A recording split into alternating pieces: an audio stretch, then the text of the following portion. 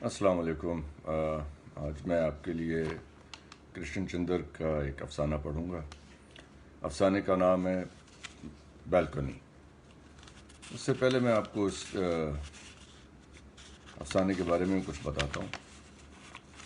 اس کے بارے میں پیش لفظ میں لکھتے ہیں کرشن چندر: زندگی کی موڑ پر یہ تین افسانوں کا مجموعہ ہے۔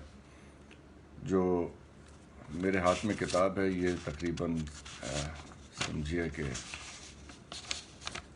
کوئی 60 سال پرانی ہے۔ اس کی حالت سے آپ اندازہ لگا سکتے ہیں یہ بس سروائیو کی ہے بہت سے نشیب و فراز دیکھ کے۔ اس میں لکھتے ہیں کہ زندگی کے موڑ پر تین طویل افسانوں پر مشتمل ہے۔ اس میں پہلا طویل مختصر افسانہ ہے اور شاید اب مجھے یہ بھی اپنے تمام افسانوں میں سب سے زیادہ پسند ہے۔ اس میں وسطی پنجاب کے قصبے کا مرقع پیش کیا گیا ہے۔ اس قصباتی پس منظر کو لے کر شادی، برہمنی نظام، زندگی، عشق کی خودکشی اور ان سے متعلق مسائل سے پیدا ہونے والے فکری اور جذباتی ماحول کی آئینہ داری کی گئی ہے۔ جہاں تک ان مسائل سے پیدا ہونے والے فکری اور ذہنی الجھنوں کا تعلق ہے، آپ ان کی نفسیاتی تشریح کی ایک واضح صورت اس کہانی میں دیکھیں گے، لیکن ناحِ رجعت ابھی بہت دور ہے۔ بالکنی اس مجموعے کی آخری کہانی ہے۔ اس میں گلمرگ، جو کہ کشمیر میں واقع ہے، گلمرگ کے ایک ہوٹل کا ذکر ہے۔ اس ہوٹل کے کمروں میں اور ان کے بسنے والوں میں آپ اپنی ملکی زندگی کا حیرت انگیز تنوع دیکھ سکیں گے۔ سیاست جس کی اساس نفرت پر قائم ہے، محبت جس کا دائرہ اس درجہ محدود اور جس کا تاثر اس قدر وقتی ہے کہ اس کی صورت پہچانی نہیں جاتی۔ کردار محبت کے اس غیر مربوط اور بے آہنگ رشتے سے اکتا کر راہ فرار تلاش کرنے آئے ہیں، لیکن کیا کوئی راہ فرار ممکن ہے؟ یہاں پہنچ کے ذہن مجبور ہو جاتا ہے کہ وہ اپنی منفیت کو ترک کر کے کوئی راہ ثبات تلاش کرے۔ یہ افسانے مختلف موقعوں پر لمبے لمبے وقفوں کے بعد لکھے گئے۔ ان کا ذہنی ربط اور آہنگ کسی اداریت کا نتیجہ نہیں، اسے لاشعور کی تخلیقی قوت سمجھیے یا محض اتفاق کہ یہ تینوں طویل مختصر افسانے ہیں۔ محبت ان کا مرکزی موضوع ہے اور یہ محبت کے متعلق انسانی نظریے کے تجریبی ارتقاء کو ظاہر کرتے ہیں۔ 27 تلک روڈ، پونا، اکتوبر سن 1943۔ کرشن چندر۔ تو شروع کرتے ہیں بالکنی۔ میں جس ہوٹل میں رہتا تھا اسے فردوس کہتے تھے۔ یہ ایک 6 منزلہ مکان تھا اور چیل کی لکڑی کا بنا ہوا تھا۔ دور سے ہوٹل کی بجائے کوئی پرانا جہاز معلوم ہوتا تھا۔ میرا کمرہ درمیانی منزل کے غربی کونے پر تھا اور اس کی بالکنی میں گلمرگ کا گولف کورس، نیروز ہوٹل اور دیودار کے درختوں میں گھرے ہوئے بنگلے اور ان کے پرے کھلن مرگ کا اونچا میدان اور اس سے بھی پرے الپتھر کی چوٹی صاف نظر آتی تھی۔ گلمرگ کی شفق مجھے بہت پسند ہے اور یہاں سے تو شفق کا منظر بہت ہی بھلا معلوم ہوتا تھا۔ اس لیے بھی میں نے اس کمرے میں رہنا پسند کیا۔ بہت سے لوگ جو یوں ہی بے سوچے سمجھے کمرے کرائے پر لے لیتے تھے، بعد میں میری بالکنی کی طرف بانداز حسرت دیکھتے اور اکثر مجھ سے اجازت طلب کر کے میری بالکنی میں غروب آفتاب کا نظارہ کرنے آیا کرتے۔ اس طرح ملاقات بہت سے ایسے لوگوں سے ہو گئی جن کا میں ابھی اس خط میں ذکر کروں گا۔ ان لوگوں میں بینکر بھی تھے اور تاجر بھی، ٹھیکیدار بھی تھے اور 5 بچوں والی مائیں بھی، طالب علم بھی تھے اور طالب دیدار بھی، طرح طرح کے لوگ، مراٹھے، ایرانی، اینگلو انڈین، ڈوگرے، پنجابی، دیلوی، مختلف زبانیں، مختلف لباس، عجیب عجیب باتیں، انوکھے تبسم، نرالے قہقہے، کائنات کی ساری عجبیاں اس بالکنی میں اکٹھی ہو گئی تھیں، اور یہ سب عجیب لوگ غروب آفتاب کا منظر دیکھنا پسند کرتے تھے۔ یہ بڑے غیر رومانی لوگ تھے۔ ان کی زندگی کا نصب العین روپیہ تھا، لیکن یہ لوگ اکثر حالتوں میں 2000 میل چل کر گلمرگ کی شفق دیکھنے آئے تھے۔ مشینی دور میں ہر انسان روپیہ چاہتا ہے، سرمایہ داری نے اس کی زندگی کو تلخ، اس کے دل کو کمینہ، اس کی روح کو غلیظ بنا دیا ہے، لیکن خوبصورتی کی حس ابھی مٹی نہیں۔ وہ انسان کی کائنات کے کسی گوشے میں کسی زخمی رگ کی طرح ابھی تک تڑپ رہی ہے۔ نہیں تو شفق دیکھنے کے لیے اس قدر بے قراری کیوں؟ وہ لوگ شام کو شفق دیکھتے تھے اور میں ان کے چہروں کو دیکھتا تھا، وہی چہرے جو دن میں پژمردہ، بھوکے اور خوف زدہ نظر آتے تھے، اس وقت کسی انجان اندیکھے نور کی تابانی سے چمکتے ہوئے معلوم ہوتے تھے۔ ان کے چہروں کی خباثت اور آنکھوں کی مجرمانہ کیفیت ایک عجیب پرسکون سحر تراز مسرت میں تبدیل ہو جاتی تھی۔ وہ اس شفق کو ایسی گرسنہ نگاہوں سے دیکھتے جیسے بچہ تصور میں اپنی پریوں کی شہزادی کے محل کو دیکھتا ہے، اور وہ عورت جو 5 بچوں کی ماں تھی اور جس کے چہرے پر اس کے خاوند کی ظالمانہ بھوک نے چھائیاں پیدا کر دی تھی، اپنے لٹے ہوئے حسن کو دوبارہ حاصل کر لیتی تھی، اور اس وقت اس کے کھلے ہونٹوں کی چمک اور رخساروں کی پھبن اسے واقعی کسی پرستان کی ملکہ بنا دیتی تھی۔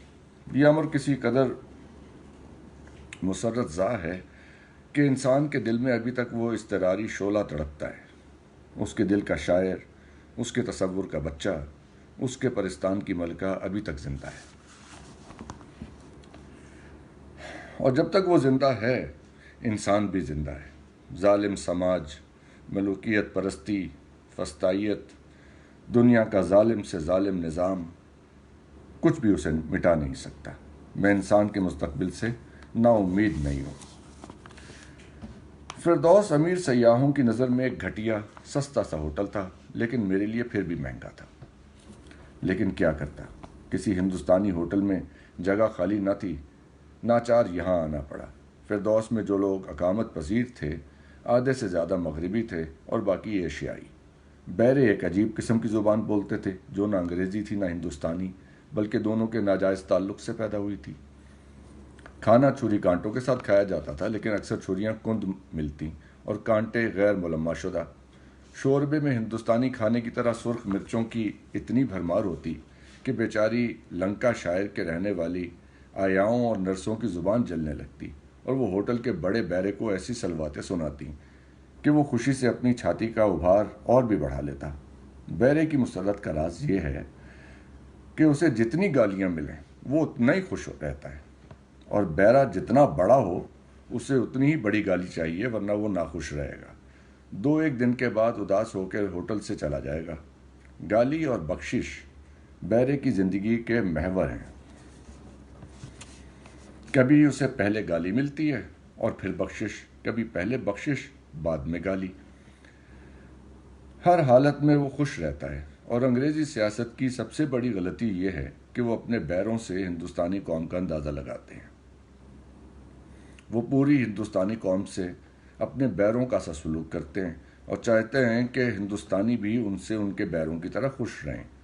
اب ان ہندوستانیوں کو کور ذوقی کا کیا کیا جائے کہ وہ کسی حالت میں بھی مطمئن نظر نہیں آتے۔ نہ وہ گالی پسند کرتے ہیں، نہ بخشش۔ ہوٹل کا مینیجر ایک مسلمان کشمیری تھا۔ نام تھا احد جو، دبلا پتلا کشمیری، BA پاس، لبوں پہ نا امیدی کی راکھ، آنکھوں میں ان تمام خوابوں کی حسرت جو پورے نہ ہوئے۔ 40 روپے تنخواہ۔ ہوٹل کا مالک علی، جو بڑئی تھا، جس نے یہ ہوٹل بڑی محنت سے جنگل سے لکڑی چورا چورا کے بنایا تھا، خود چور تھا، اس لیے اپنے ہوٹل کے مینیجر کو بھی چور سمجھتا تھا۔ ہر روز بلا ناغہ فردوس کے حساب کتاب کی پڑتال کرتا، دودھ مکھن اور شہد اپنے ہاتھ سے تقسیم کرتا تھا، لیکن اس پر بھی اس کی تسلی نہ ہوتی۔ مزید نگرانی کے لیے اس نے ایک سکھ نوجوان کو ملازم رکھ دیا تھا، اور اب پاکستان اور خالصتان کے ایک دوسرے کے قریب رہتے ہوئے ایک دوسرے سے خائف ہونے لگے۔ نگرانی سے ایمان میں خود بخود فرق پیدا ہونے لگا، سیدھی سادی باتوں میں فریب نظر آنے لگا، دل خود بخود بددیانتی کی طرف مائل ہونے لگا۔ ہر وقت ہر طرف سے شکوک و شبہات کا طوفان امڑتا ہوا دکھائی دینے لگا۔ آنکھوں کی خوبصورتی اور معصومیت زائل ہو گئی۔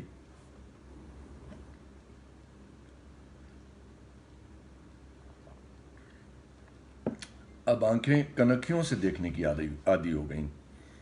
दिल अपने गुस्से को और दुश्मन को कत्ल कर देने की जायज़ तमन्ना को एक झूठे गैर फितरी तबस्सुम में छुपाने लगा।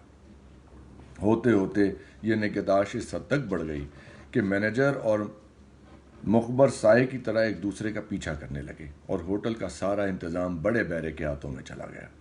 हिंदुस्तान की तारीख़ फ़िरदौस में भी अपने आप को दोहरा रही थी। बड़ा बैरा हर वक्त मुस्कुराता रहता था, ख़ासकर बख्शिश के वक्त तो उसकी अजीब हालत होती थी। उस वक्त मुझे वो वज़न मापने वाली झुर्रीदार मशीन याद आ जाती। इधर झुर्री में एक आना डाला, उधर खट से टिकट बरामद जिस पर वज़न लिखा होता था। बस यही हालत बड़े बैरे की थी। उधर आपने बख्शिश उसके हाथ में थमाई, इधर खट से बत्ती सी हाजिर। मुझे इस मुस्कुराहट से एक गुना इश्क हो गया था और मैं बख्शिश के इस मशीनी तासुर को देखने के लिए बैरे को अक्सर टिप दिया करता था। वल्लाह, किस सूरत से वो बत्ती सी खुलती थी, बिजली की सी तेज़ी से। वो वज़न मापने वाली मशीन भी तो इतनी जल्दी काम न करती थी। जो लोग ये कहते हैं कि मशीन आदमी से ज़्यादा तेज़ रफ्तार है, उन्हें फिरदौस के बड़े बैरे को देखना चाहिए। फिरदौस के बड़े बैश्ती का नाम अब्दुल्ला था। अब्दुल्ला एक उजड़ कश्मीरी किसान था। बदसूरत, बेढंगी चाल, आंखों के गिर्द बड़े बड़े हल्के, सुर्ख रुखसारों पर नीली दरीदें बाहर उभरी हुई, सामने के दांत गायब, उम्र भी कोई 60 साल से ऊपर ही होगी। अब्दुल्ला का एक लड़का था, बाप के होते हुए भी यतीम सा मालूम होता था। उम्र 11 बरस, हाथ पांव सख्त मैले, घुटनों तक ऊंचा पायजामा, कमीज की बाहें फटी हुई। हाँ, आंखें कंवल की तरह रोशन थी, बड़ी बड़ी आंखें और मासूम चेहरा, बाल बड़े हुए और परेशान और गर्दन पर मैल की तहें। एक मासूम रूह जो गरीबी के कीचड़ में धसी हुई थी और बाहर न निकल सकती थी और मदद के लिए चिल्ला रही थी। उसे सब लोग छोटा बेइज्जती कहते थे। अब अब्दुल्ला अपने बेटे को प्यार से गरीब कहता था। अजीब नाम है गरीब। ये नाम सुन के मेरे जिस्म के रोंगटे खड़े हो गए। गरीबी दुनिया का सबसे बड़ा गुनाह है और दुनिया के किसी बाप को यह हक नहीं पहुंचता कि वो अपने बेटे को गरीब कहे। लेकिन शायद अब्दुल्ला एक हकीकत बयान कर रहा था। वो अपने बेटे को मेरा राजा बेटा कहकर अपने आप को और दुनिया को धोखा न देना चाहता था। होटल में एक और बेइज्जती भी था, यूसुफ। शक्ल से कंजड़ा दिखाई देता था, बड़ा बददिमाग बेइज्जती था। हर रोज़ पिटता, फिर भी गाली के बगैर काम न करता। इसके अलावा वो चर्च का दम भी लगाता था और औरतों की दलाली भी करता था। यूसुफ छोटे बैरे का बड़ा दोस्त था। छोटा बैरा एक मतीन किस्म का इंसान था, बेहद खिदमत गुजार। जी के सिवा उसके मुंह से कभी कोई कलमा न सुना। लबो लहजे में रोगन काज इस कदर घुला हुआ था कि आदमी के बजाय बनस्पति घी का डब्बा मालूम होता था। इस कदर भी खुशामद किया कि हर वक्त हाथ जोड़े रहें, मरे जा रहे हैं। गुफ्तार व अतवार में इस कदर तमलक और चापलूसी पैदा कर रहे हैं जो हर शरीफ आदमी के लिए बेहद शर्मनाक है। मैंने ऐसा नरम गुफ्तार, खुशामदी, पुरफन इंसान अपनी ज़िंदगी में कभी नहीं देखा। यह भी औरतों का दलाल था, लेकिन सिर्फ अंग्रेज़ औरतों या एंग्लो इंडियन छोकरियों की दलाली करता था। कभी कभार किसी हिंदुस्तानी फिल्म एक्ट्रेस का काम भी कर देता था। उसका नाम था, क्या नाम था, जहन में फिर रहा है, ज़ुबान पर नहीं आ रहा। हाँ, ज़मान खान। ये नाम मैं इसलिए लिख रहा हूँ कि मुमकिन है तुम्हारे दिल में कभी इस किस्म की ख्वाहिश फिर जाग उठे और तुम फिरदौस में जाओ उतरो। हाँ, तो ज़मान खान का नाम ना भूलना। एक ही हरामी है इस फिरदौस में। एक जहाज़ नुमा होटल का हुदूद अरबा नामुकम्मल रह जाएगा अगर मैं यहाँ के मुस्तकिल बाशिंदे का जिक्र ना करूँ। ये एक आयरिश बुढ़ा था और पिछले 10 साल से गुलमर्ग के इसी होटल में मुकीम था। मलगुजी दाढ़ी, आइंस्टाइन का सा सर, वही उलझे हुए बाल, वही फराख माथा। हाँ, होंठों और नाक की तराश यहूदियों की सी न थी। नाक के दाएं नथने पर एक छोटा सा मस्सा था जो इसके चेहरे की फरासत को और भी नुमायां कर देता था। उसकी आंखों के रंग का मैं कभी ठीक तौर पर अंदाज़ा नहीं कर सका, کبھی تو وہ آسمان کی پہنائیوں کی طرح نیلی معلوم ہوتی اور کبھی پرانی ٹھہری ہوئی جھیل کی گہرائیوں کی طرح سبز دکھائی دینے لگتی، اور پھر اس کے چہرے پر کسی معلوم سے دھندلگے کا غبار ہر وقت چھایا رہتا۔ اس لطیف دھند کی طرح ہلکا سا جو اکثر میرے کمرے میں گلمرگ کے بالوں سے چھٹ کر بھاگتی ہوئی آ جایا کرتی۔ اوبرائن کا چہرہ، بڈھے کو سبھی اوبرائن کہتے تھے، کبھی تو اس غبار میں بالکل روپوش ہو جاتا اور کبھی یہ غبار اس قدر لطیف ہو جاتا کہ اس کے دھندلے دھندلے خد و خال کے نیچے اس کی زندگی کا استہزائیہ انداز صاف صاف عیاں ہوتا۔ اوبرائن خوب پیتا تھا اور ہمیشہ بڑھیا شراب پیتا تھا، اور جب مخمور ہوتا تو بہت عمدہ باتیں کرتا تھا۔ شگفتہ انداز، سلجھے ہوئے فلسفیانہ فقرے، طنزیہ بیان، جن میں ایک انفرادی تجربے کی ساری گہرائی پنہاں ہوتی۔ وہ کبھی تو گھنٹوں باتیں کرتا اور کبھی گھنٹوں چپ رہتا۔ اسے نہ شکار کا شوق تھا نہ عورتوں کا، اور عجیب بات یہ ہے کہ گوشت بھی نہ کھاتا تھا۔ ہاں، پنیر سے اسے بہت رغبت تھی۔ کہتا تھا کہ پنیر کے ایک ٹکڑے پر میں 10 دن زندہ رہ سکتا ہوں۔ تم ابھی بچے ہو، جب میری عمر کو پہنچو گے تو معلوم ہوگا کہ عورت کے شباب میں بھی وہ تازگی نہیں ہے جو اس پنیر کے ٹکڑے میں اور اس بادہ ناب کے قطرے میں۔ پیو پیو اور پیو، اور اس گلمرگ کی شفق کو دیکھو جس کے ابلتے ہوئے خون میں اس وقت مغربی افق کا حسن دو چند ہو گیا ہے۔ اوبرائن فردوس کا فلسفی ہے، اگر کبھی گلمرگ جاؤ تو اس سے ضرور ملنا۔ وہ زندگی کے ان حقائق کو بیان کرتا ہے جنہیں اس نے اپنی حیات کے زخموں سے نچوڑا ہے۔ اس کا بیان ایک تلخاب ہے، ایک رستہ ہوا زخم ہے، ایک خوفناک زہر کا دھارا ہے، لیکن اس زہراب کی لہروں پر ایک ایسے ہلاکت آفرین تبسم کا سایہ ہے کہ تم اس سے مسحور ہوئے بغیر نہ رہ سکو گے، اور اگر سچ پوچھو تو ابھی تک زندگی میں اس کے سوا اور ہے بھی کیا۔ عبداللہ کے بیٹے کو لکھنے پڑھنے کا شوق تھا۔ وہ اردو کا قاعدہ ختم کر چکا تھا اور اب اردو کی پہلی کتاب پڑھ رہا تھا، جس کے پہلے صفحے پر اس کا باپ حقہ پی رہا ہے۔ عبداللہ کو جب بھی فرصت ملتی وہ اپنی کوٹری میں جا کر حقہ پیتا، یا کبھی کبھار جب مجھے فرصت ملتی تو بالکونی میں آن بیٹھتا۔ اس کا بیٹا مجھ سے سبق لیا کرتا تھا اور عبداللہ اپنی زندگی کی رام کہانی سناتا۔ یہ کہانی اس نے ٹکڑوں میں، کاشکوں میں، آنسوؤں اور مسکراہٹوں کے درمیان نہانے کے ٹب کے پاس کھڑے ہو کر کھانستے ہوئے دمے کے عارضے سے جنگ کرتے ہوئے سنائی تھی۔ یہ کوئی بڑی رومانی داستان نہ تھی، کوئی بڑی المناک داستان نہ تھی، ایک سیدھے سادے دہقان کی زندگی تھی۔ چند خوشیاں تھیں اور ان گنت آنسو۔ وہ ایک کسان تھا، چند بیگھے زمین تھی، جوانی میں اس نے محبت بھی کی تھی، شادی بھی۔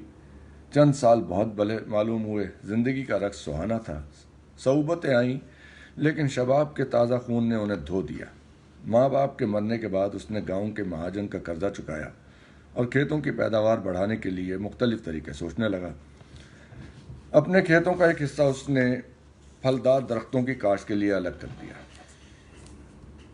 دل میں امنگیں تھیں، چاہتا تھا کہ وہ معمولی کسان نہ رہے، دیہات کا ایک متمول زمیندار بن جائے۔ امارت حاصل کرنے کے لیے اس نے مہاجن سے قرضہ لیا، لیکن متواتر 2 سال برف و باران کا یہ عالم رہا کہ باغ پنپ نہ سکا۔ پھر قحط پڑا، زمین بک گئی، ایک بڑا لڑکا مر گیا، بیوی بھی اسی قحط کی نظر ہوئی۔ وہ اپنے چھوٹے اور آخری بچے کو چھاتی سے لگائے دیس بدیس گھوما۔ رخساروں کا رنگ اڑ گیا، آنکھوں کی چمک غائب ہو گئی، دکانوں پر کوئلہ اٹھاتے اٹھاتے دمے کی بیماری ہو گئی۔ اب کھانسی ہوتی ہے، گلے میں بلغم پھنس جاتا ہے، گلا رند جاتا ہے، آنکھیں پھٹی پڑی ہیں۔ 5-6 سال ادھر ادھر گھومنے کے بعد اپنے وطن واپس آیا، کیونکہ وطن کی مٹی ہر بھٹکی ہوئی روح کو ہر وقت واپس بلاتی رہتی ہے۔ اب 6 سال سے وہ اسی ہوٹل میں نوکر ہے۔ غنیمت ہے یہ زندگی، اللہ کا شکر ہے، 2 وقت کی روٹی مل جاتی ہے۔ صاحب انعام بھی دیتے ہیں، یہ میرا یتیم بچہ ہے، غریب، خدا اس کی عمر دراز کرے، یہاں اسی طرح پڑا رہے گا تو بہشتی کے سوا اور کیا بن سکے گا۔ دو چار حرف پڑھ جائے گا تو زندگی سنور جائے گی، خدا آپ کو اس کا اجر دے۔ میرے غریب کو سبق بتائیے۔ اچھا اب میں چلتا ہوں، ولیم صاحب کے نہانے کے لیے پانی رکھا ہوں۔ افو، کس قدر بے حیا ہے یہ خدائی، کیسی معمولی زندگی ہے۔ اب کن توقعات پر آدمی جیے؟ ہزاروں لاکھوں کروڑوں آدمیوں کی زندگی یہی ہے۔ ہر ملک میں، ہر قوم میں، قرۂ ارض کے ہر حصے میں چند ایک افراد اور جماعتوں کو چھوڑ کر ہم سب کو اپنی تہذیب پر، اپنے مذہب پر، اپنے کلچر پر، اپنی سوجھ بوجھ پر، اپنی فراست پر ناز ہے۔ یہ ہیکڑی، یہ روب، یہ ملمہ سازی، انسان کے جھوٹ اور خود فریبی کی کوئی حد نہیں ہے۔ اور عبداللہ کو دیکھیے کہ ناخوش ہے، کھانس رہا ہے، پھر بھی جیے جا رہا ہے، اس امید پر کہ اگر دنیا نے اسے پنپنے کا موقع نہیں دیا، اگر سماج کے قہر نے اس کی زندگی کی ساری راحتوں اور مسرتوں کو اس کی آنکھوں کے سامنے گلا گھونٹ کر اسے یوں ترسا ترسا کر مار ڈالا، تو اب یہی سماج، یہی دنیا، یہی نظام حیات اس کے بیٹے کو پنپنے کا موقع دے گا۔ لیکن عبداللہ آخر انسان ہے، کشمکش حیات اس کی گٹی میں ہے، لڑے جاتا ہے۔ شاباش بیٹا، لڑے جا، مرے جا، ایک دن تیرا بیٹا جوان ہوگا، اس کی لہکتی ہوئی امنگوں کی کامرانی میں تو پھر زندہ جاوید ہوگا، اس کے شباب کی تازگی میں، اس کے حسن و عشق کی رنگین داستانوں میں، اس کے جذبہ مسرت کی سربلندیوں میں تیری روح اپنے آپ کو پا لے گی۔ بالکونی کے ملاقاتیوں میں ایک خوش شکل جوڑے کی یاد اب بھی دل میں باقی ہے۔ دونوں نوجوان تھے، خوبصورت اور پڑھے لکھے، نئی نئی شادی ہوئی تھی، اسی لیے گلمرگ میں ہنی مون منانے آئے تھے۔ گلمرگ دیکھنے کے بجائے ایک دوسرے کو دیکھنے میں زیادہ مصروف رہتے تھے۔ لڑکا لڑکی کی آنکھوں میں آنکھیں ڈال کر کہتا، جانے من یہ شفق کس قدر خوبصورت ہے، اور لڑکی اپنا نرم ہاتھ اس کے کندھے سے چھو کر کہتی، اور یہ پھولوں سے مہکی ہوئی فضا، ہائے میں مر جاؤں گی۔ بس یہ دونوں دن بھر مرتے رہتے، شفق پر مر رہے ہیں، پھولوں پر مر رہے ہیں، گولف کورس پر مر رہے ہیں، دیودار کے درختوں سے لے کر پہاڑی ٹٹوؤں پر مر رہے ہیں۔ بعد میں یہ دن بھر تو مرتے رہتے ہیں اور رات بھر جاگتے رہتے ہیں۔ اتفاق سے ان کا کمرہ میری چھت پر تھا، تیسری منزل پر۔ بس رات کو کبھی گلاس ٹوٹنے کی آواز آتی تھی، کبھی چارپائی اوندھی ہو جاتی، کبھی بلیاں غراتی تھیں۔ اوبرائن کا خیال تھا کہ دونوں ایک خواب دیکھ رہے ہیں اور نہیں جانتے کہ اس الف لیلوی خواب کی حد پر حقیقت کا سیب بھی رہتا ہے۔ میں نے کہا، بڈھے تیری عقل ماری گئی ہے، کیا شادی کرنا برا ہے؟ شادی ہوتی ہے، بچے پیدا ہوتے ہیں، اس خواب سے انسانوں کی سہانی بستی میں ایک نئے گھر کا اضافہ ہوتا ہے۔ اوبرائن کہتا، شادی بری نہیں، خواب کا ٹوٹنا برا ہوتا ہے، اور یہ سپنے بہت جلد ٹوٹ پھوٹ جاتے ہیں۔ قدرت اپنے دام بچھاتی ہے، اسی لیے تو اس نے پھولوں میں خوشبو، ہرن میں کستوری اور عورتوں میں رعنائی رکھی، اور جب قدرت کا مقصد پورا ہو جاتا ہے تو پھول مرجھا جاتے ہیں، ہرن شکار ہو جاتے ہیں، عورتیں بوڑھی ہو جاتی ہیں، اور تمہارے سپنے ٹوٹ جاتے ہیں۔ جس طرح رات کو میرے ہاتھ سے شیشے کا گلاس ٹوٹ گیا تھا۔ لڑکی نے مسکرا کے کہا اور کنکھیوں سے اپنے محبوب کو دیکھنے لگی۔ دونوں نے کسی ایسے دلچسپ واقعے کو اپنی نگاہوں میں دہرایا جس کی حیثیت اس وقت کند مقرر کسی ہو گئی تھی۔ میں نے پوچھا، پھر کیا ہوا؟ وہ دونوں ہنسنے لگے۔ لڑکی بولی، رات کا وقت تھا، گلاس ٹوٹ گیا اور پانی فرش پر بہہ نکلا۔ فرش لکڑی کا تھا اور نیچے آپ کا کمرہ تھا۔ میں نے کہا، وہ تو یوں سمجھیے خیریت ہوئی، میرا بستر ذرا ایک طرف تھا، ہاں کمرے کی دری ابھی تک گیلی ہے۔ ڈارلنگ، دیکھو وہ چڑیا کتنی خوش رنگ ہے، لڑکی نے مجھے ٹوٹے ہوئے گلاس کی طرح بیکار سمجھ کر اپنے شوہر سے کہا، اور دونوں ایک دوسرے کا ہاتھ دباتے ہوئے بالکونی سے باہر دیکھنے لگے۔ اوبرائن بولا، حسن ابدی نہیں ہے، بس مجھے کائنات اور اس کے بنانے والے پر رہ رہ کے یہی غصہ آتا ہے، آخر ایسا کیوں ہے؟ میں نے کہا، کون کہتا ہے ابدی نہیں ہے؟ تم حسن کو انفرادی حیثیت سے دیکھتے ہو، سخت رجت پسند ہو تم۔ حسن کو اجتماعی حیثیت سے دیکھو۔ پھول ہمیشہ مسکراتے ہیں، ناکے میں کستوری سدا مہکتی ہے، عورتوں کی رعنائی۔ میں نے نوجوان لڑکی کی طرف دیکھ کر فکرہ ناتمام رہنے دیا اور اوبرائن کی آنکھیں گہری سبز ہو گئیں۔ اور پھر غور کرو کہ حسن وقت کا ایک حصہ ہے، اس کا جمالیاتی تاثر ہے۔ جب تک وقت نہیں مرتا حسن کیسے مر سکتا ہے؟ عورت اپنی لڑکی میں، پھول اپنی کلی میں، ہرن اپنے نافے میں اس حسن کو فروزاں دیکھتا ہے۔ اور عبداللہ اپنے بیٹے میں۔ اوبرائن نے طنز سے کہا۔ ہم بہت عرصے چپ رہے۔ لڑکا اور لڑکی چلے گئے، پھر بھی خاموشی رہی۔ ویرے نے چائے رکھ دی، ہم دونوں خاموشی سے اسے پینے لگے۔ پہاڑوں پر دھند گہری ہو گئی تھی۔ گولف کورس پر بدلیوں کے نازک نازک ہاتھ بڑھتے ہوئے نظر آئے۔ آہستہ آہستہ وہ بالکونی تک آ پہنچے، پھر ہمارے گالوں کو چھونے لگے، یہ نازک نازک ہاتھ۔ بس گلمرگ میں مجھے یہی چیز پسند ہے، یہ لطیف لمس، یہ دھند کی سفید انگلیاں، اپنے گاؤں کا سا منظر۔ اوبرائن اپنی پرانی یادوں میں کھو گیا، پھر یکا یک کہنے لگا، شراب کبھی بوڑھی نہیں ہوتی۔ بس یہی ایک اچھی چیز اس دنیا میں ابدی ہے۔ میں نے ایک عورت سے محبت کی، اس نے مجھے ٹھکرا دیا۔ میں نے اپنی محبت کے نشے کو مدتوں تازہ رکھا، پھر یہ محبت بھی بوڑھی ہو گئی۔ میں نے اسے جوان رکھنا چاہا، لیکن ہر لمحہ اس کے چہرے پر جھریاں پڑتی گئیں۔ ایک دن وہ بھی مر گئی۔ اور وہ عورت؟ پتہ نہیں، کہیں ہوگی۔ میں اب اسے دیکھنا نہیں چاہتا۔ میں اپنے وطن واپس جانا نہیں چاہتا۔ 20 سال پہلے میں نے اسے دیکھا تھا، وہ پیانو پر بیٹھی ہوئی ایک دل فریب گیت بجا رہی تھی۔ اوبرائن آہستہ آہستہ سیٹی میں وہ گیت بجانے لگا۔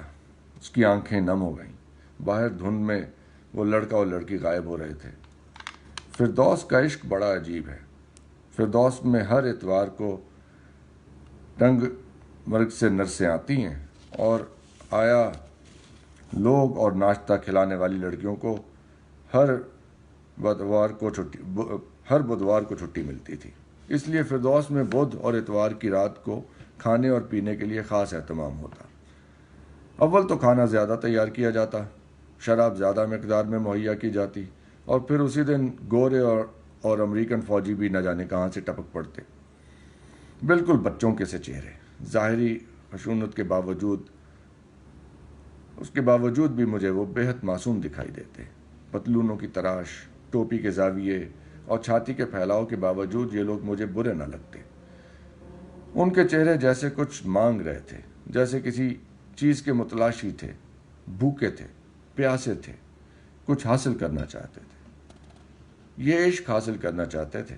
چنانچہ ان کی ضرورت زمان خان، جو فردوس میں عشق کا تاجر تھا، پوری کر دیتا۔ انداز یہ ہوتا، ویل بیرا، یس سر، کیا بات ہے؟ سب ٹھیک ہے، ٹنگ مرگ سے نیا میس آیا ہے، لیکن صاحب کو اس کو صبح 4 بجے ٹنگ مرگ میں میجر صاحب کے بنگلے پر حاضر ہونا مانگتا۔ او سب ٹھیک ہے، سنا تم نے، ہم خود پہنچائے گا۔ ایک انداز یہ ہوتا، ہیلو ڈارلنگ، وہ کہتا، ہیلو سوائن، نرس کہتی، come in, you stupid, don't be silly, come on, you are very cheeky, shut up. اس خوبصورت اور حسین تعارف کے بعد دونوں دیودار کے جنگلوں میں بنفشے کے پھول جمع کرنے کے لیے تشریف لے جاتے۔ اوبرائن ان فاقہ مستیوں کو معاف کر دیتا تھا۔ یہ بیچارے چند دنوں کے لیے چھٹی پر آئے تھے، اس کے بعد پھر جنگ پر چلے جائیں گے۔ یہ فوجی ان چند دنوں میں اپنی جوانی سے سارا رس نچوڑ لینا چاہتے تھے، اپنی خالی آغوش کو حسن کے سارے گداز سے بھر لینا چاہتے تھے، اپنے ارمانوں کی دنیا کو بوسوں کی شہد آگی لذت سے ہمکنار کر دینا چاہتے تھے۔ پھر اس کے بعد وہی ریتیلے میدان ہوں گے، وہی خندقیں، جنگلوں میں دشمنوں کی گھات۔ میں سپاہی کو ہمیشہ معاف کر دیتا ہوں، وہ ایک عورت کی عصمت پر ہاتھ ڈالتا ہے تو ہزاروں عورتوں کی عصمت بچا لیتا ہے۔ اوبرائن کا یہ فقرہ مجھے اب تک یاد ہے۔ شاید اس وقت برما سے بھاگے ہوئے ایک ٹھیکیدار نے کہا تھا، صاحب کس کی عصمت و سمت، یہ فلسفہ کھانا کھانے کے بعد سوچتا ہے۔ اجی صاحب، ہم برما سے بھاگے تو میرے ساتھ پورا خاندان تھا، بیوی تھی، نوجوان لڑکیاں تھیں، چھوٹے چھوٹے بچے تھے، سب راستے میں مر گئے۔ میں نے اپنی آنکھوں سے اپنے بچوں کو، اپنی بیوی کو روٹی کے ایک ٹکڑے کے لیے ترستے دیکھا۔ میری لڑکیاں پیٹ کی آگ بجھانے کے لیے اپنی عصمت اس خونی سڑک پر بیچتی نظر آتی تھی۔ عصمت؟ الو کا پٹھا ہے، حرام زادہ ہے وہ جو عصمت کی تقدیس پر ایمان رکھتا ہے۔ یہ سب فلسفہ پیٹ بھرنے کے بعد سوچتا ہے۔ وہ دیر تک اسی طرح بکتا جگتا رہا۔ اوبرائن کے چہرے سے غبار چھٹنے لگا، کہنے لگا، شراب منگاؤ، شراب، بس شراب کبھی بوڑھی نہیں ہوتی، شراب کبھی نامہربان نہیں ہوتی، شراب کبھی دھوکہ نہیں دیتی، وہ انسان کی طرح ظالم نہیں ہے، خدا کی قسم، ابن مریم کی قسم، وہ ہرگز ظالم نہیں ہے۔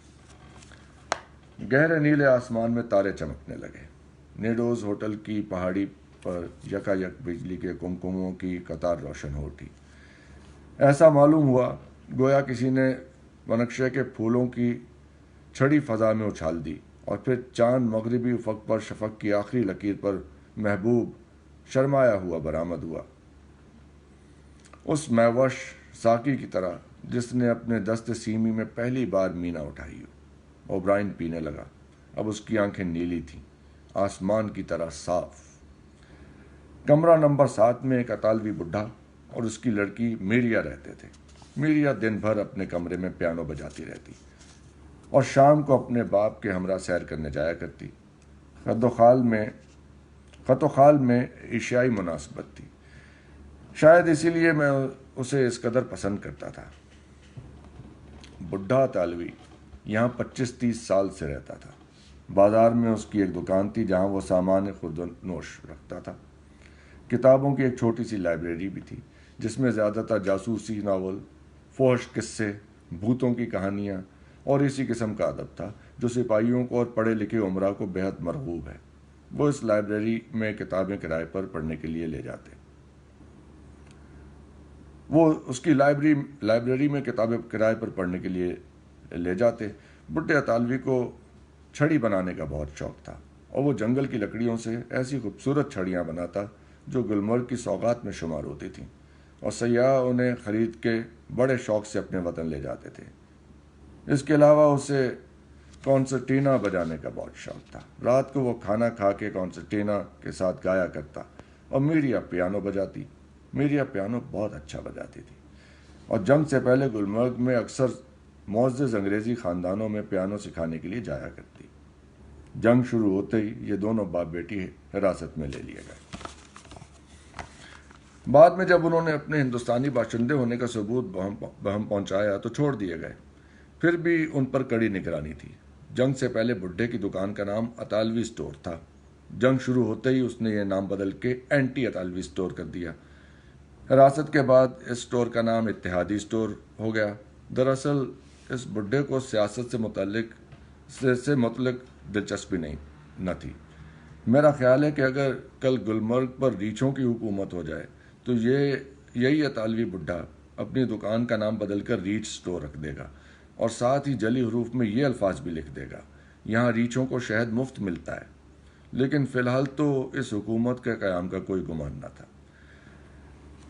جنگ شروع ہو جانے کے بعد میریا کا انگریزی خاندانوں میں آنا جانا بند ہو گیا تھا اور پیانو سکھانے سے جو آمدنی ہوتی تھی وہ بھی ختم ہو چکی تھی۔ ادھر اطالوی یعنی اینٹی اطالوی یعنی اتحادی اسٹور کی آمدنی بھی کم ہو گئی تھی، اس لیے حالت زار پتلی تھی۔ فردوس کے چھوٹے بیرے زمان خان نے یہ سب حالات دیکھ کر میریا پر اپنا دام پھینکا، لیکن میریا قابو میں نہ آئی۔ بعض غریب لوگ بےحد ڈھیٹ ہوتے ہیں، بڑی مشکل سے قابو میں آتے ہیں۔ میریا کا شمار انہی بڑی مشکلوں میں ہوتا تھا۔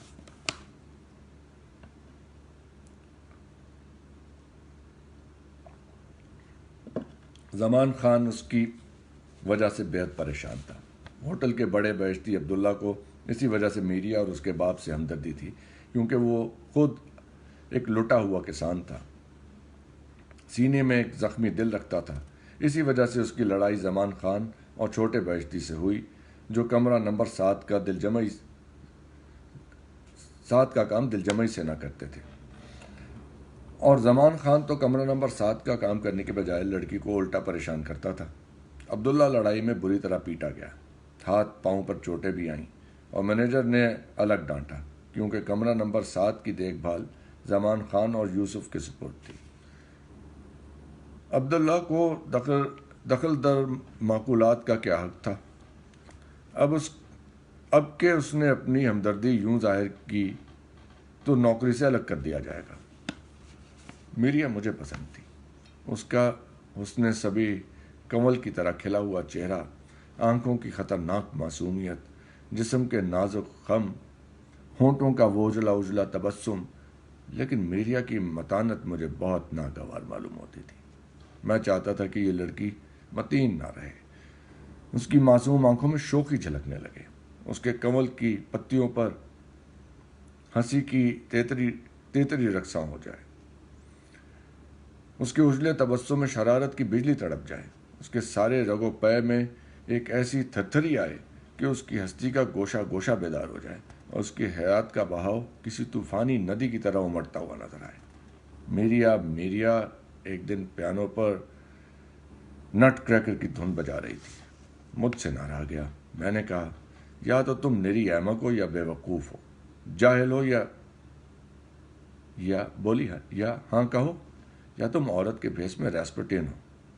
नट क्रैकर की धुन सुनकर मुझे ऐसे कोर मगज एशियाई का जी भी नाचने को चाहता।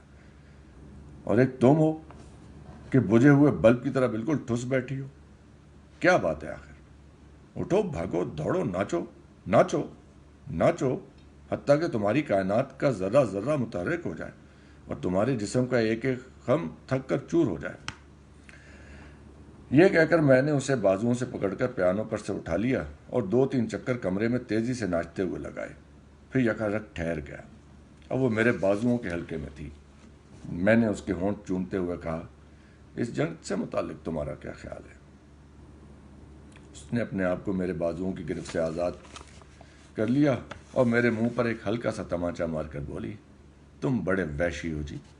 मैंने कहा, मैं यही गुस्सा देखना चाहता था। मुझे तुम्हारी इस मतीन मुस्कुराहट से सख्त चिढ़ है। तुम्हारे अंदाज अतालवी लड़कियों ऐसे नहीं हैं। वो मजनूनाना जोश खरोश, वो बेमौका हंसी, उछल कूद, वो सब कुछ तुम में नहीं है।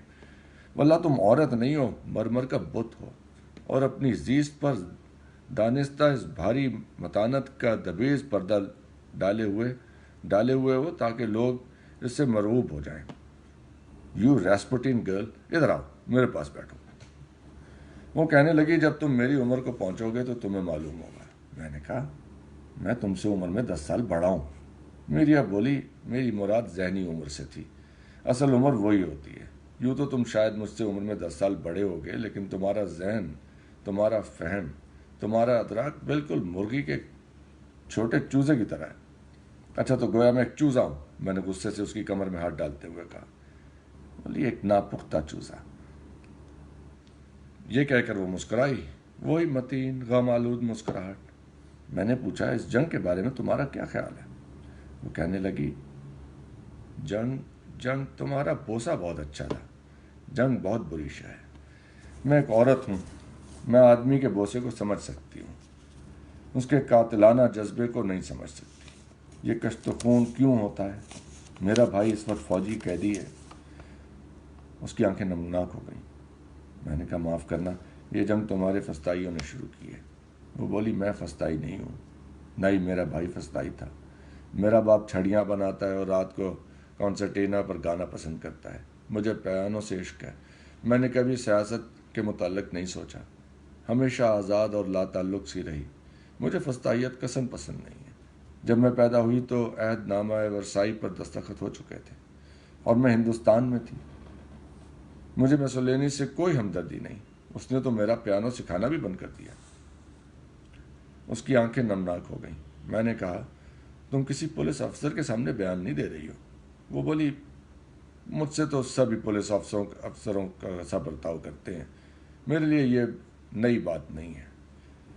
लेकिन दरअसल हमारी गलती थी। हम खुशी के लाग अलापते रहे, कंसर्टीना बजाते रहे और सियासत से बेबहरा रहे। हमने अस्ताइयों को मनमानी कार्रवाई करने का मौका दिया। उसकी सांस रुकने लगी। मैंने उसकी थोड़ी छूकर कहा, अच्छा चलो जाने दो, ये आखिरी जंग नहीं है। अगर हम लोग 25-30 बरस और जिंदा रहे तो एक और जंग देखेंगे, इससे कहीं ज़्यादा भयानक और खौफनाक जंग। ये जंग फस्ताइयों को तो शायद तबाह कर दे, लेकिन मशरिक़ व मगरिब के नाजुक मसाइल को ना सुलझा सकेगी। نہ یہ دنیا کے اس اشتراکی نظام کی بنیاد رکھ سکے گی جس کے بغیر بھوک، بیکاری اور جہالت کا اس کرۂ ارض سے دور ہونا ناممکن ہے۔ اس لیے آؤ بیتھوون کا مون لائٹ سونیٹ شروع کرو تاکہ اس زندگی کی حرمہ نصیبی اور اپنے محبوب آدرش کی دوری کا احساس زائل ہو جائے۔ میریا نے اپنے آنسو پوچھ ڈالے اور پیانو بجانے لگی۔ چاندنی رات تھی۔ میں اور اوبرائن کھانے کے بعد بالکونی میں بیٹھے ہوئے اپنے تخیل میں پرستانی قلعے تعمیر کر رہے تھے۔ میں سوچ رہا تھا کہ الپتر کی جھیل کے وسط میں برف کے گلیشیئروں کے درمیان ایک خوبصورت محل ہو اور اس میں میریا ہو اور ایک بہت بڑا پیانو ہو چاندی کا، اور میریا کا لباس سیب کے پھولوں کا ہو، اور میریا ہو اور میں، اور بس اور کوئی نہیں۔ الو کہیں کا، لوگ بھوکے مر رہے ہیں، آٹا روپے کا 2 سیر بک رہا ہے، اور جناب سوچ رہے ہیں کہ ایک چاندی کا پیانو ہو، جھیل کے وسط میں ایک محل ہو، یہ ہو وہ ہو۔ بس ہمیشہ یہی مصیبت ہوتی ہے، ایسے خوبصورت سپنے اسی طرح جلدی ٹوٹ جاتے ہیں۔ لیکن آدمی ایسے خواب دیکھتا کیوں ہے؟ آدمی سے مراد کیا چیز ہے؟ عبداللہ بھی تو آدمی ہے۔ عبداللہ نے بھی تو کبھی ایسے خواب دیکھے تھے۔ اب بھی اپنے بیٹے کے لیے شب و روز ایسے ہی سپنے دیکھتا ہے۔ انسان کو یہ سپنوں کی دنیا کیوں پیاری ہے، اور کیوں وہ ان سپنوں کو حقیقت نہیں بنا لیتا؟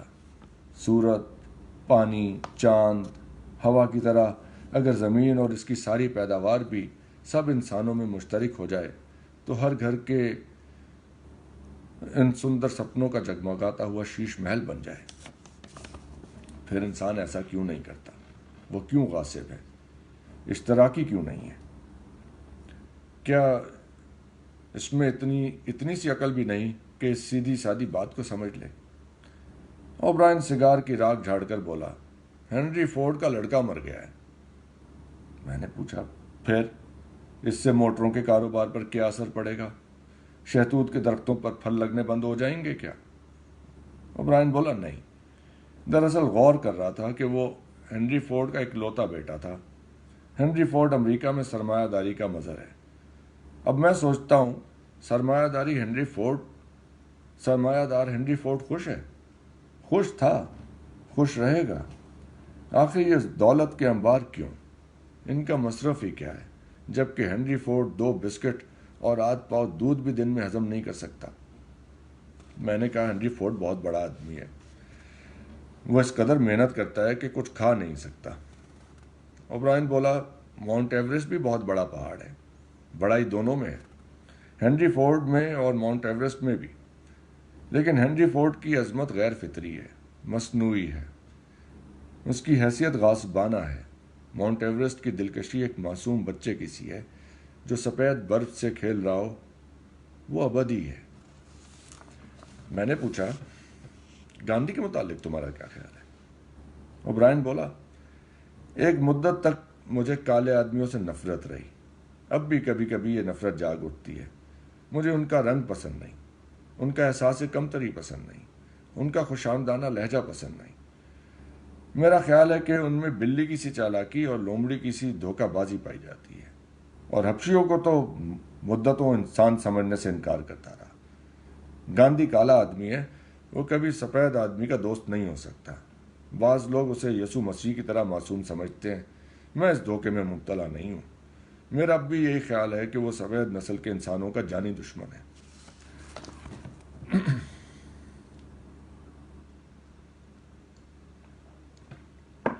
میں نے کہا، وہ تو صرف یہ چاہتا ہے کہ ہندوستان میں ہندوستانیوں کی حکومت ہو۔ اوبرائن بالکونی پر جھک گیا، بولا، ممکن ہے میرے جذبات عصبیت سے خالی نہ ہوں، آخر میں بھی سفید نسل سے تعلق رکھتا ہوں، لیکن اس وقت اس نے ہمیں سخت مشکل میں ڈال دیا ہے۔ ہندوستان بھر میں ایک آگ سی پھیلی ہوئی ہے، اور یہ بدامنی ہمیں جاپانیوں کا مقابلہ کرنے سے روک رہی ہے۔ عین اسی وقت زور سے بگل بجنے کی آواز آئی اور بہت سے گھوڑوں کی چاپ۔ انگریز گھوڑ سواروں کا ایک قافلہ ہماری بالکونی کے نیچے سے گزر رہا تھا۔ یہ لوگ پستولوں اور رائفلوں سے مسلح تھے۔ آگے 2 انگریز بگل بجا رہے تھے۔ یہ قافلہ بالکنی کے نیچے سے گزرتا ہوا گولف کورس کی طرف چلا گیا۔ میں نے کہا، بد اعتمادی سے بد اعتمادی پیدا ہوتی ہے، یہ زندگی کا اصول ہے۔ انگریزوں کو ہندوستانیوں کی جمہوریت پسندی پر اعتماد نہیں، اور ہندوستانیوں کو انگریزوں کی ہمدردی اور داد رسی پر۔ اب دیکھیے، یہاں گلمرگ میں کوئی فساد نہیں، لیکن یہاں بھی یہ لوگ بلا ناغہ رات کو گشت کرتے ہیں اور ایک بنگلے سے دوسرے بنگلے تک گھومتے ہوئے سارے گلمرگ کا چکر لگاتے ہیں، مبادا کہیں کوئی کانگریسی بم پھینک دے۔ سرکلر روڈ کی سمت سے وہ نوجوان جوڑا چلا آ رہا تھا، چاندنی میں شرابور، آسودہ، دل و منگروں سے لبریز۔ نچلی منزل میں جائز، جو لنکا شائر کی رہنے والی تھی، نہایت اداس سروں میں اپنے وطن کا ایک دیہاتی گیت گا رہی تھی۔ اس کا نیا یار شرابی لہجے میں بار بار کہہ رہا تھا، ڈارلنگ میں بھی لنکا شائر کا رہنے والا ہوں، ڈارلنگ میں بھی لنکا شائر کا رہنے والا ہوں۔ چاندنی میں نہاتے ہوئے بوتے سیمی کو اپنی آغوش میں لے کر نوجوان لڑکا سڑک پر کھڑا ہو کے وہیں اسے چومنے لگا۔ نچلی منزل پر یکا یک نرس رونے لگی، میں گھر جانا چاہتی ہوں ڈارلنگ بوائے، میں گھر جانا چاہتی ہوں۔ اوبرائن کہنے لگا، انسان ابھی جغرافیائی عشق سے آزاد نہیں ہوا۔ گاندھی ہندوستانی ہے، اسے ہندوستان سے عشق ہے۔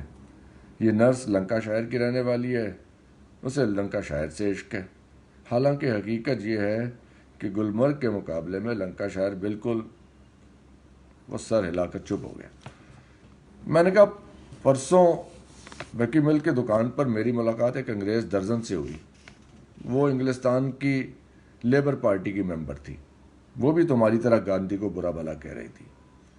کہتی تھی کہ اب گلمرگ میں فساد ہوگا اور یہی لوگ جو ہمارے آس پاس شہد، ڈبل روٹی اور شلغم بیچنے کے لیے آتے ہیں، ہم پر چھریوں اور لاٹھیوں سے حملہ کریں گے۔ پھر وہ مسکرا کے کہنے لگی، یہ بہتر ہے کہ میں ان لوگوں کے ہاتھوں ماری جاؤں جو مجھے جانتے ہیں، مجھے اجنبیوں کے ہاتھوں سے مرنا پسند نہیں۔ اوبرائن بولا، تم نے اس کی طنز کو ملاحظہ کیا؟ میں نے کہا، یہ طنز سراسر غلط تھی۔ گاندھی کسی انگریز کو قتل نہیں کرنا چاہتا، اور پھر اس انگریز درزن کو، جو لیبر پارٹی کی ممبر بھی تھی، ہندوستانیوں سے اس قدر خوف کیوں محسوس ہو رہا تھا؟ یہ اتنی بد اعتمادی کس لیے؟ تمہارے خیال میں کیا اس میں رتی بھر بھی احساس گناہ شامل نہ تھا؟ نیچے نرس اب زور زور سے چلا رہی تھی، میں لنکا شائر جانا چاہتی ہوں، سلی بوائے، میں لنکا شائر جانا چاہتی ہوں، سلی بوائے۔ اوبرائن مسکرا کے کہنے لگا، اور یہی گاندھی چاہتا ہے۔ یکا یک عبداللہ کا لڑکا غریب بھاگتا ہوا آیا اور چھوٹتے ہی بولا، بابو جی، ابا کو کچھ ہو گیا ہے۔ ابھی بھلے چنگے تھے، بیٹھے حقہ پی رہے تھے، پھر کھانسنے لگے اور ایک دم چپ ہو گئے۔ میں نے کہا، ابا؟ وہ نہیں بولے، وہ بولتے ہی نہیں۔ میں بھاگا بھاگا نیچے گیا، عبداللہ اپنی کوٹری میں مرا پڑا تھا۔ آنکھوں کی پتلیاں اوپر کو چڑھ گئی تھیں، سپنوں کا انتظار کرتے کرتے۔ ہائے، کتنی نا امیدی تھی ان آنکھوں میں، یہ سپنے کبھی سچے نہیں ہوتے۔ مینیجر دروازے تک بھاگا ہوا آیا، اس نے عبداللہ یا میری طرف دیکھا تک نہیں۔ غریب کو دیکھ کر بولا، میجر صاحب کے لیے گرم پانی چاہیے، جلدی ٹب بھر دو۔ اور وہ بھاگتا ہوا واپس چلا گیا۔ غریب نے قاعدہ زمین پر رکھ دیا اور بالٹی اٹھانے لگا۔ میرے ابا کو جگا دیجیے، اس نے مایوسانہ لہجے میں نہایت لجاجت سے کہا، میں میجر صاحب کے لیے پانی رکھا ہوں۔ قریب کسی کمرے سے آواز آ رہی تھی، لنکا شائر کی رہنے والی نرس کو اس کا نیا یار چوم رہا تھا اور اسے مخصوص شرابی لہجے میں دلاسا دیتے ہوئے کہہ رہا تھا، میں تجھے لنکا شائر لے جاؤں گا، میک یو مائی بیبی، میں تجھے لنکا شائر لے جاؤں گا، میک یو سویٹی۔ عبداللہ آج ہی کیوں مرا، ایسی خوبصورت چاندنی رات میں؟ وہ نوجوان لڑکا اور لڑکی ابھی تک گلمرگ کی چاندنی میں نہا رہے تھے۔ ہواؤں میں جنگلی پھولوں کی سی مہک بسی ہوئی تھی۔ کیا عبداللہ آج سے چند سال بعد نہیں مر سکتا تھا؟ شاید اس کا بیٹا پڑھ لکھ کر اس کے تخیل کے سپنے سچے کر دیتا۔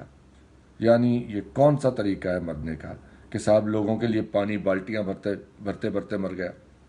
کیا وہ اپنے کھیتوں میں، اپنے چھوٹے سے باغیچے میں، اپنی مٹی کے گھر میں نہیں مر سکتا تھا؟ میں پوچھتا ہوں، یہ کیسا مذاق ہے؟ اسے اس طرح مرنے کا کیا حق تھا؟ وہ اس طرح کیوں فاقے کرتے کرتے، ایڑیاں رگڑتے رگڑتے، جھوٹے سپنے دیکھتے دیکھتے مر گیا؟ دنیا میں یہ لاکھوں کروڑوں عبداللہ شب و روز اس طرح کیوں مرتے ہیں، کیوں جیتے ہیں، کیوں رہتے ہیں؟ یہ کیا مذاق ہے، کیا تماشا ہے، کیسی خدائی ہے؟ عبداللہ: ابے سور کے بچے، میجر صاحب پانی مانگ رہے ہیں۔ مینیجر کہیں دور سے چل آیا۔ بول بول۔ ابے سور کے بچے، سفید سفید پتلیوں والے غلیظ بڈھے، گنجی چاند والے، کھردرے ہاتھ پاؤں والے، نیم برہنہ فاقہ مست انسان، بول، کیا مر کر بھی تجھے گالی کا جواب دینا نہ آئے گا؟ فردوس میں دیکھتے ہوئے کچھ عجیب سے چہرے یاد آ رہے ہیں۔ ایک سکھ اور اس کی خوبصورت بیوی جو گلمرگ دیکھنے آئے تھے اور اس لیے واپس چلے گئے کہ گلمرگ میں پہاڑ کے سوائے اور کچھ نہ تھا۔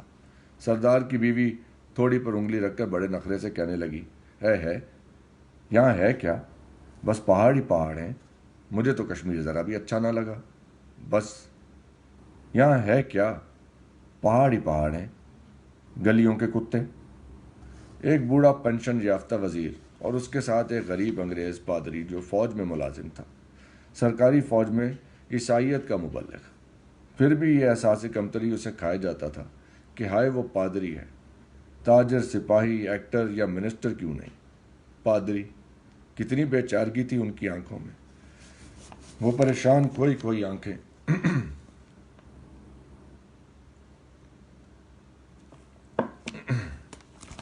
بوڑھا وزیر ہر وقت اپنے لڑکے کا ذکر کرتا جو اسکاٹ لینڈ میں تھا اور ہندوستانی ہوتے ہوئے بھی ایک اسکاچ کے گھر پرورش پا رہا تھا۔ بوڑھا وزیر بڑے فخر سے اس امر کو بار بار ہوٹل کے ملاقاتیوں کے سامنے دہراتا، جمال میرا بیٹا ہے، جمال اسکاٹ لینڈ میں ہے، جمال میرا بیٹا ہے، جمال اسکاٹ لینڈ میں ہے۔ اس کے علاوہ اس میں ایک اور بری عادت بھی تھی، وہ میری بالکنی میں مجھ سے اجازت لیے بغیر آ بیٹھتا اور پھر میرا باتھ روم بھی استعمال میں لے آتا جو بالکنی سے کچھ فاصلے پر ہی تھا۔ ایک دن میں نے چڑھ کر کہا، صاحب آپ یہ بالکنی اور باتھ روم میری اجازت کے بغیر استعمال نہیں کر سکتے۔ کیوں؟ اس نے بے حد ناراض ہو کر پوچھا۔ اس لیے کہ جمال آپ کا لڑکا ہے اور جمال اسکاٹ لینڈ میں ہے، اور جب تک وہ ذات شریف یہاں تشریف لائیں میں آپ کو آپ کے پادری دوست سمیت اس بالکنی سے نیچے پھینک دینے کا خوفناک ارادہ رکھتا ہوں۔ لیکن آپ مجھے نہیں جانتے، اس نے اور بھی افروختہ ہو کر کہا، یہاں کے سب لوگ، بڑے بڑے لوگ میرے دوست ہیں، میں منسٹر رہ چکا ہوں اور وازرائے بہادر کا مہمان بھی، آپ کو جیل بھجوا سکتا ہوں۔ آپ کس سے بات کر رہے ہیں؟ میرا لڑکا جمال اسکاٹ لینڈ میں ہے۔ میں نے تہدیدی انداز میں اسے گھونسا دکھاتے ہوئے کہا، بہتر ہوگا کہ آپ بھی اسکاٹ لینڈ تشریف لے جائیں، کم از کم بالکنی کی طرف تشریف نہ لائیں، ورنہ 5-6 تماشا دیکھنے والے ملاقاتی اکٹھے ہو گئے۔ آپ نے ان کی طرف مڑتے ہوئے کہا، اور یہ بھی کوئی بات ہے، میری اس طرح کوئی بے عزتی کرے؟ میں پینشن یافتہ منسٹر ہوں، میرا لڑکا جمال اسکاٹ لینڈ میں ہے، اور پادری اسے گھسیٹ کر پرے لے گیا۔ ایک ہندوستانی لڑکی آئی، کمرہ نمبر 42 میں آ کر رہی۔ نہ وہ ایکٹریس معلوم ہوتی تھی، نہ ہیڈ مسٹریس، نہ طوائف، نہ شادی شدہ خاتون، لیکن پھر بھی اکیلی آئی تھی، اور جتنے دن گلمرگ میں رہی اکیلی رہی اور اکیلی واپس گئی۔ اوبرائن کہنے لگا، اس لڑکی کو دیکھ کر میرے دل میں اپنی محبوبہ کی یاد تازہ ہو جاتی ہے۔ بالکونی کے منظر نے مجھے اس سے بھی متعارف ہونے کا موقع دیا۔ اوبرائن نے پوچھا، کیا آپ پچھلے جنم میں کسی آئرش خاندان میں پیدا ہوئی تھیں؟ اس نے نہایت سادگی سے جواب دیا، مجھے یاد نہیں۔ ہائے کیا بھول پن تھا، کیا پیاری معصومیت تھی۔ اوبرائن کا برا حال ہو گیا، کہنے لگا، یہ وہی ہے، مجھے دھوکہ دینے کے لیے ہندوستانی لڑکی کے بحروب میں آئی ہے۔ چند روز اور یہاں رہی تو میں مر جاؤں گا، میرا سارا فلسفہ ختم ہو جائے گا۔ مجھے یاد نہیں، ہائے ہائے۔ خیریت ہوئی کہ چند روز بعد وہ واپس چلی گئی۔ بالکنی میں ایک سہانی دوپہر، لطیف خنک دھوپ، پلیٹوں میں سیب اور مصری آلوچے، میریا کی سنہری باہیں اور پھول کی کلیوں کی طرح نازک انگلیاں۔ میریا کہنے لگی، وہ پکنک تمہیں یاد ہے؟ ہم دونوں نے فیروز پور کے نالے میں مچھلیاں پکڑنے کی ناکام کوشش کی تھی اور فشریز کے محکمے کے کارکن نے ہمیں بلا اجازت مچھلیاں پکڑنے پر گرفتار کرنا چاہا تھا؟ میں نے جواب دیا۔ اس نے ایک آلوچہ اٹھاتے ہوئے کہا، میرا مطلب ہے کہ وہ پکنک بری تو نہ تھی۔ اب پھر کبھی چلو، اب کہ ہم فشریز کے محکمے سے اجازت بھی لے لیں گے۔ میں نے کہا، مجھے تو پکنک میں صرف اخروٹوں کا تلا ہی پسند آیا تھا، اور یا بید مجنو کا جھنڈ جہاں نالے کا پانی سویا ہوا معلوم ہوتا تھا، اور بید مجنو کی شاخیں پانی پر جھکی تھیں، اور چنار کے پتوں کا رنگ شرابی تھا۔ میریا نے خوابیدہ لہجے میں کہا۔ بالکل تمہارے ہونٹوں کی طرح، میں نے شوخی سے کہا۔ بچے ہو، بس مٹھائی دیکھ کر للچا جاتے ہو، تمہیں عشق کرنا نہیں آتا۔ میریا نے ایک سنجیدہ تبسم کے ساتھ کہا، اس لیے تم مجھے اس قدر پسند ہو۔ بہت دیر خاموشی رہی۔ میں اپنی کھال سہلاتا رہا۔ پھر وہ بولی، جنگ کے بعد میں اپنے وطن واپس چلی جاؤں گی، وہاں کی اشتراکی پارٹی میں شامل ہو کر سیاسی کام کروں گی۔ پیانو بجانے سے کام نہ چلے گا۔ یہ کم وقت جنگ ختم ہو جائے، پھر ہم سب مل کر پوری کوشش کریں گے کہ جنگ دوبارہ نہ ہو۔ کیوں، ٹھیک ہے نا؟ میں نے کہا، مجھے بھی ساتھ لیتی چلو گی؟ ضرور، وہ مسرت بھرے لہجے میں بولی۔ ہمارا گاؤں لمبارڈی میں ہے، وہاں انگور کی بیلیں ہیں اور شہتوت کے درخت، اور کھیتوں کے کنارے کنارے لائم کے پیڑ۔ تب تک میرا بھائی بھی آزاد ہو جائے گا۔ پھر ہم سب مل کر کھیت بوئیں گے اور ریشم کے کنویں اکٹھے کریں گے، اور پاپا کو ایک اونچی سی کرسی پہ بٹھا کر اصل اطالوی شراب پلائیں گے، اور کبھی کبھی جنگ نہ ہونے دیں گے۔ دوسرے دن میریا اور اس کے باپ کو پولیس نے پھر حراست میں لے لیا۔ یہ گرفتاری بطور حفظ ما تقدم عمل میں لائی گئی تھی۔ جنگ آخر جنگ ہے، اور فی زمانہ اشتراکی اطالویوں اور فسطائی اطالویوں میں تمیز کرنا مشکل ہی نہیں، ناممکن ہے، اور گو حکام کو ان دونوں افراد پر شبہ نہ تھا، پھر بھی احتیاط لازم تھی۔ چلتے وقت میریا کے باپ نے مجھے ایک چھڑی بطور تحفہ پیش کی۔ میں نے ایک حزین مسکراہٹ کے ساتھ کہا، اور میں تمہیں کیا دوں ناپخت چوزے؟ میں نے پیانو کی طرف اشارہ کر کے کہا، میں تم سے نغمہ بہار سننا چاہتا ہوں، بیتھوون کا نغمہ بہار۔ میرا یقین ہے کہ بہار ضرور آئے گی۔ وہ پیانو پر نغمہ بہار بجانے لگی۔ اس کی آنکھوں سے آنسو گر رہے تھے، اور نغمے کی پنہائیوں میں خوش اللحان طیور چہچہانے لگے۔